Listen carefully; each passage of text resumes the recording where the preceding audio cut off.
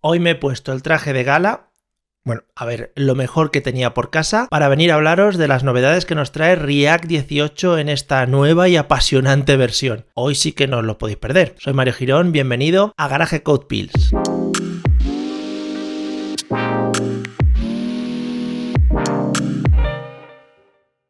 Como casi todos los frameworks modernos, React no se queda atrás y habitualmente sufre mejoras en sus versiones y sobre todo se van adaptando a los nuevos tiempos y sobre todo a las nuevas necesidades, en parte también porque su compañía madre, es decir, Facebook, tiene ciertas necesidades que debe cubrir en sus propios desarrollos. Por lo tanto, lo van metiendo dentro de React para que también nosotros como desarrolladores podamos disfrutar de todo esto. Todas las novedades que vamos a poder encontrar con esta nueva versión son sobre todo mejoras de rendimiento y mejoras para que nuestra aplicación vaya mucho más fluida y vaya mucho más ágil. No tenemos que tener miedo cuando un framework o una herramienta de trabajo de desarrollo mejora y cambia de versión, no vamos a perder todo lo aprendido hasta entonces. Es decir, lo más normal es que sea eso, pequeñas herramientas que se mejoran, pequeñas herramientas también que se eliminan porque dejan de utilizarse, siempre todo a favor de obra para que el desarrollador siga trabajando con lo que ya sabe de base, más lo nuevo que van sacando y lo nuevo que van implementando para que todo vaya mucho mejor, vaya mucho más fluido y el rendimiento de nuestras aplicaciones sobre todo lo note. En el vídeo de hoy las mejoras de las que vamos a comentar, sobre todo las tres que vamos a ver en tres pequeños ejemplos y algunas que hablaremos así un poquito por encima, están muy destinadas a todo este tipo de acciones. Vamos a mejorar mucho el rendimiento de nuestras aplicaciones y poco a poco vamos a hacer pequeños ajustes dentro de él, por ejemplo, renderizado de nuestros componentes que ayuden a estos a que se muestren más rápidos al usuario o que, por ejemplo, si hacemos server-side rendering, es decir, renderizamos HTML desde el servidor, podamos entregar ese contenido mucho más rápido, mucho más ágil y no tengamos que tener tantas esperas en las cargas un poquito más grandes o en las descargas de algún API que nos traigamos de internet o en la comunicación que tengamos con una aplicación del back. Así que sin perder más tiempo vamos a analizar algunos de ellos, os voy contando y vemos a ver qué nos parece. Empezamos con el primero. Sin duda el primero es el más llamativo, lo encontramos en el fichero index.js ya según sacamos de la caja nuestros proyectos.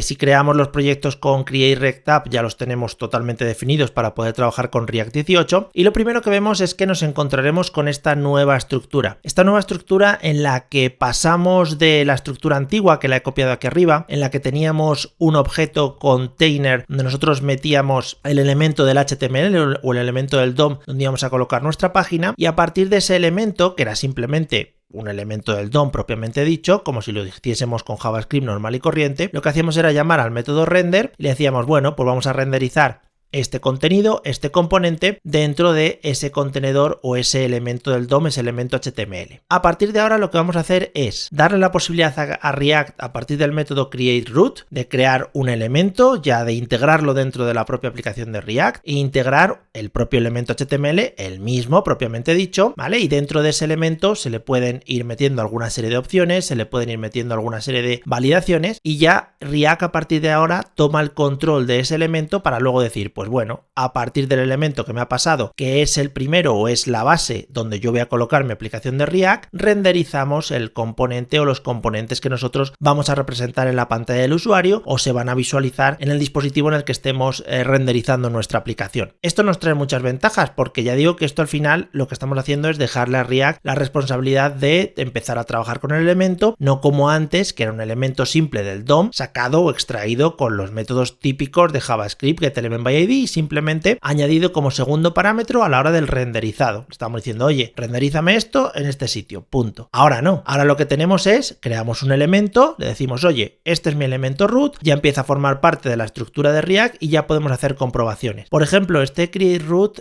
nos permite ofrecernos alguna serie de warnings, por ejemplo, nos permite utilizar la concurrencia, como veremos luego, y nos permite también, pues eso, avisarnos de ciertas cosas. Por ejemplo, oye, que hemos puesto el elemento raíz de nuestra aplicación dentro del body. Bueno, pues nos va a mandar un warning diciéndonos, oye, mira, el body no es el mejor punto donde puedes poner tu aplicación, ya que el body lo utilizan muchas aplicaciones externas de terceros o lo utilizan, por ejemplo, muchos plugins dentro de nuestros navegadores para poder hacer modificaciones en tiempo real, pues por ejemplo, para bloquear anuncios o para agregarnos cosas extra. Por lo tanto, no es el mejor punto porque puede ser que nuestra aplicación se vea dañada por estos plugins de terceros. Bueno, pues estos warnings y estos avisos nos lo da gracias a que React entra en contacto con nuestra aplicación mucho antes y podemos empezar a trabajar desde antes con la estructura y la jerarquía de nuestros componentes. Esto es una mejora de rendimiento, es una mejora de arranque, digamos, de la aplicación que para nosotros es totalmente transparente porque ya vendría justo cuando arrancamos la aplicación. No va a haber que hacer ninguna modificación. Esto lo he metido yo para que veamos el ejemplo, o sea, cuando arranquemos nuestras aplicaciones a partir de Create React App, ya lo tendremos todo esto definido. Si nuestra aplicación la arrancamos sin el script oficial de arranque, es decir, sin la creación de este proyecto, como os comento, bueno, pues simplemente sería crear el elemento, como vemos aquí, con la variable y luego renderizar la serie de atributos, la serie de componentes que necesitemos para crear nuestra aplicación. O sea que es algo que ya tenemos que empezar a usar de manera definitiva a partir de la versión 18 de la librería React.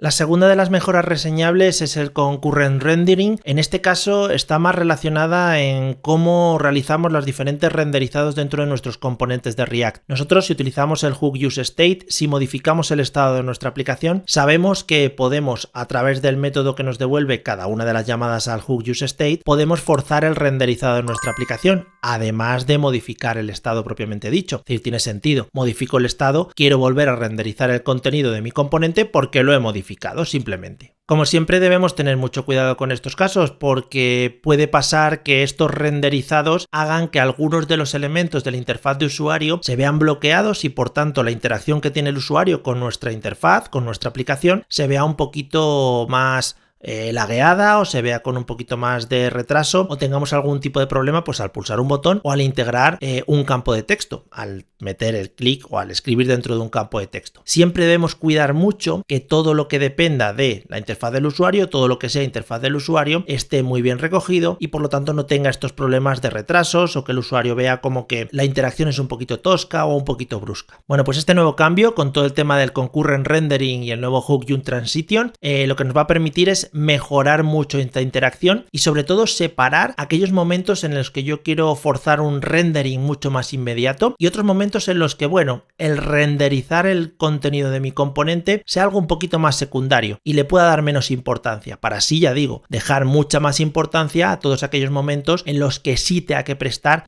mi 100% de atención justo al renderizado del componente. Lo vamos a ver en un pequeño ejemplo, pero vamos, lo podemos empezar a usar desde ya, por lo tanto es una manera muy fácil de utilizarlo. En este componente tenemos dos estados, en este caso un valor, ¿vale? Que tiene un texto, prueba por defecto, y tenemos un array de productos, en este caso el estado se inicializa a partir de un array. Lo que estamos haciendo es internamente dentro de este estado, dentro de este componente, generar un método fetchData, donde estamos haciendo una petición a una API web, que en principio, bueno, nos está devolviendo una serie de datos, y aquí estamos forzando el renderizado de nuestro componente para que en este caso se muestre solo cuántos datos nos está devolviendo. Por otro lado, tenemos un campo de texto y en este caso este campo de texto también está forzando el renderizado del componente de nuevo, tanto para mostrar aquí el valor del campo de texto como para mostrarlo dentro del propio campo de texto, es decir, estamos haciendo que se visualice a la vez que escribimos. El forzado de la actualización o la descarga de los datos lo estamos haciendo a través de un botón. En este caso tenemos dos actualizaciones o dos re-renderizados, dos forzados para que se re-renderice otra vez nuestro componente. Uno cuando nos descargamos todos los productos, otro cuando estamos cambiando el texto de nuestro campo de texto. Bien, en nuestro caso, este de aquí abajo sería el más importante, sería el que tendríamos que hacer de manera inmediata, es el que no podemos bloquear, ¿vale? Es el que el usuario tiene que ver que eso va fluido, que en el campo de texto se pueden meter textos, se pueden meter caracteres y eso no puede quedarse pillado en ningún tipo de momento. Este de aquí es algo un poquito más secundario, es traernos ciertos datos, es hacer un fetch, ¿vale? Es traernos información desde fuera y el usuario da por hecho que va a tener cierto retraso. A ver, no lo vamos a retrasar 10, 15, 20 segundos, pero sí que puede retrasarse unas milésimas de segundo y no va a pasar nada. Es por eso que en este caso es uno de los momentos en los que nosotros podríamos utilizar este nuevo hook useTransition para poder decirle, bueno, pues esta renderización de estado para mí como desarrollador, para mí como creador de la página es secundaria y para mí puede ir por detrás de otras. Es decir, que en cualquier momento se puede cortar si es que hay otras renderizaciones mucho más urgentes, como por ejemplo la escritura sobre un campo de texto o el clic de un botón o cualquier acción que tengamos que hacer dentro de nuestra página y que deba ser inmediata y de visualización inmediata también para el propio usuario. ¿Cómo marcamos esto? Bueno, pues para ello podemos usar el nuevo hook, como decía antes. El hook que llama useTransition nos devuelve, al igual que useState, un array con dos valores. El primer valor se llama isPending. Este valor isPending lo que nos va a indicar es si la transición o el estado que estamos esperando que se re-renderice está pendiente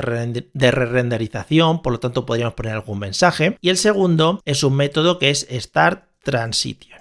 Lo que vamos a hacer aquí es llamar al hook useTransition, aquí lo tenemos. Por supuesto que se importe arriba para poder utilizarlo, y a partir de ahora podemos utilizar este método para marcar todas aquellas modificaciones de estado o forzados de re-renderizaciones de estado que queramos marcar como no urgentes. Por lo tanto, lo que hacemos aquí en setProduct, por ejemplo, es llamar al método startTransition, recibe como parámetro una función anónima, la colocamos aquí y dentro de esta función anónima metemos todas aquellas acciones, todas aquellas ejecuciones que nos vayan a renderizar de nuevo el componente, pero que nosotros, ya digo, queramos marcar como algo un poquito menos urgente y que si en algún momento tienen que detenerse o tienen que pararse o tienen que pausarse, no hay ningún problema porque el usuario no va a estar esperando eso o esa acción de manera inmediata. De esta manera, si comprobamos la ejecución de este pequeño componente y además utilizamos el profiler de alguno de los navegadores que tengáis por defecto, en este caso el Chrome, vamos a poder visualizar pues más o menos qué es lo que está haciendo, qué es lo que está pasando y qué cosas suceden cuando hacemos estas renderizaciones. Le damos al profiler para que cargue y entonces vamos a probar a cambiar esto. Prueba por defecto, grabando, ¿vale? Probamos a teclear ciertas cosas, paro el profiler para ver qué ha pasado. Pues como he escrito una serie de letras, aquí han sucedido una serie de cosas. Todos estos elementos o todas estas acciones vemos que nos las está marcando todas como inmediatas, es decir, son renderizaciones que está haciendo de nuestro componente de manera inmediata. El usuario lo tiene que ver al momento en el que lo está cargando, en el que lo está cambiando. No puede haber retrasos porque sería un poco raro. Si la renderización no se hace cuando yo escribo el texto, pues el componente perdería un poco de gracia. Sin embargo, si volvemos a grabar, podemos ver que vamos a escribir tres letras, 1, 2 y 3, vamos a dar la descarga de productos, se descargan y aquí nos aparece el número de productos que tenemos, paramos y vamos a visualizar. Vamos a visualizar que aquí tenemos inmediato y luego ya tenemos dos normales pues de las descargas que se estarán haciendo. Estas dos las hemos marcado con prioridad normal, ya React se encarga de gestionarlas en caso de tener que pararlas o pausarlas con respecto a otras y por lo tanto no tendremos esos problemas. A nivel nuestro, a nivel muy pequeño, quizá así de primeras no se ve, pero sí que es recomendable empezar a utilizar esto, sobre todo para desacoplar todos aquellos re-renderizaciones o todos aquellos forzados de renderizaciones de nuestros componentes y por lo menos liberar un poco el componente de React para que vaya un poco más fino y sobre todo para que no tengamos esos problemas en los que veamos pues que un botón se queda pillado o un campo de texto hace cosas raras cuando introducimos texto un poquito rápido. Por lo tanto, un hook muy importante, muy interesante, además muy sencillo de utilizar y que podemos empezar a utilizar desde ya para que nuestros componentes ganen en rendimiento y por lo tanto nuestras aplicaciones vayan mucho más rápido. Y por último vamos a hablar del Automatic Batching. Con esto lo que vamos a lograr o lo que vamos a conseguir es que si en algún momento nosotros lanzamos alguna acción, algún handler, alguna pulsación de un botón y dentro de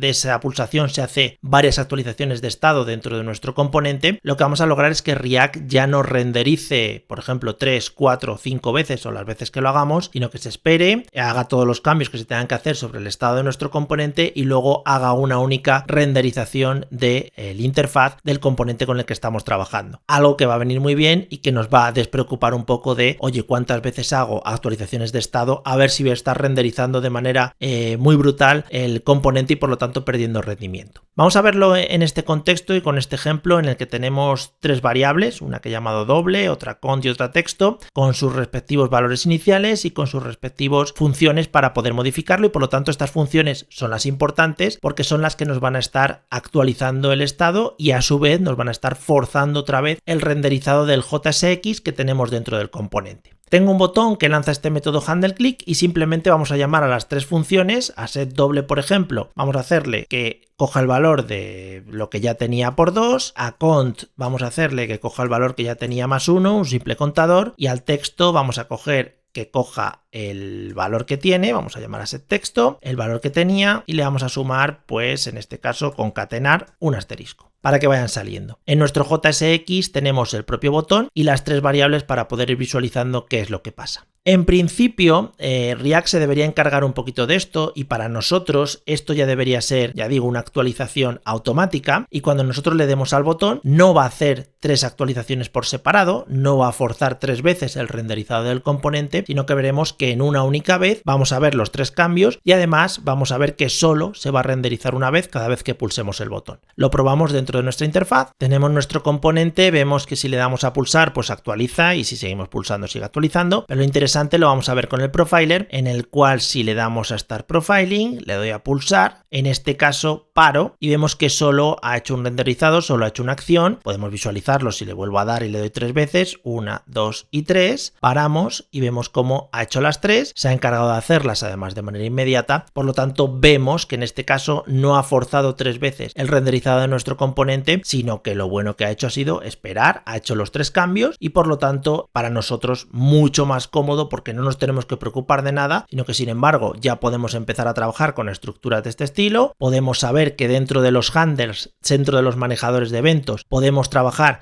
actualizando el componente tantas veces como queramos, también sin pasarnos, pero se va a encargar React automáticamente de hacerlo por nosotros y de no tener esa preocupación de cuántas veces renderizo y cuántas veces no renderizo. Lo que sí que es verdad es que no nos recomiendan que esto lo utilicemos, por ejemplo, dentro de un fetch o dentro de un useEffect, algo que no se esté realizando dentro de un manejador, dentro de un handler, dentro de un manejador en este caso de